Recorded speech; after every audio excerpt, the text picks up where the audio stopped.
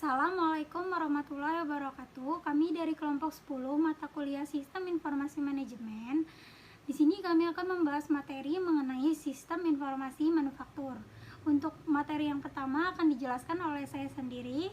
Nama saya Alice Merta, NPM 1753031008. Sebelumnya apa sih manufaktur itu? Manufaktur merupakan suatu aktivitas dalam mengelola bahan mentah menjadi suatu produk.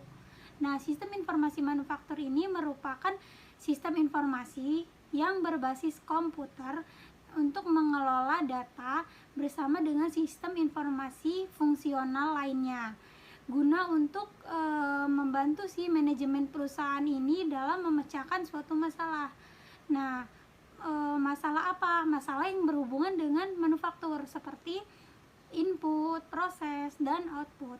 Di dalam sistem informasi manufaktur terdapat ruang lingkup, ada 5. Yang pertama yaitu sistem perencanaan manufaktur, yang kedua rencana produksi, yang ketiga rencana tenaga kerja, yang keempat rencana kebutuhan bahan baku, dan yang terakhir itu sistem pengendalian manufaktur. Ruang lingkup pada sistem informasi manufaktur ini digunakan untuk melakukan perencanaan seperti kayak perencanaan bahan baku yang digunakan, terus kebutuhan kapasitas, engineering, produktivitas tenaga kerja, produktivitas mesin, dan lain-lain. Tujuan sistem informasi manufaktur adalah mendukung fungsi produksi dalam melakukan perencanaan dan pengendalian dalam memproduksi suatu barang dan jasa. Manfaat sistem informasi manufaktur: yang pertama, hasil produksi lebih efisien dan tepat waktu. Yang kedua, yaitu arsip perusahaan lebih terstruktur. Yang ketiga, perusahaan akan lebih cepat mendapatkan informasi yang akurat dan terpercaya. Dan yang terakhir yaitu sistem informasi manufaktur yang berupa fisik robotik akan membuat hasil produksinya lebih cepat. Sekian presentasi dari saya. Untuk materi yang selanjutnya akan disampaikan oleh rekan saya. Nelia Suherdi akan menjelaskan mengenai contoh sistem informasi manufaktur. Terdapat bagan yang menggambarkan input dan outputnya. Untuk inputnya terdapat 2, yaitu subsistem dari internal dan eksternal. Input yang pertama adalah sistem informasi akuntansi. Proses sistem ini adalah pengumpulan data intern yang menjelaskan antara operasi manufaktur dan data di lingkungan yang berhubungan dengan transaksi perusahaan dengan supplier.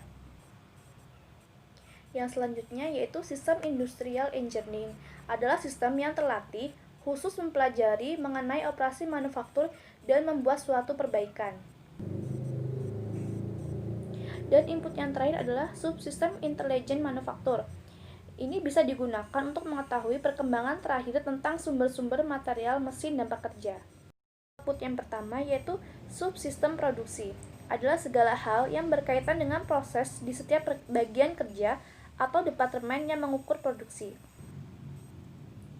Yang selanjutnya yaitu subsistem persediaan, yaitu memberikan data mengenai jumlah stok, biaya holding, safety, dan lainnya berdasarkan hasil pengolahan data dari input. Lalu subsistem kualitas, yaitu semua hal yang berkaitan dengan kualitas, biaya, waktu, performa kerja, atau pemilihan supplier.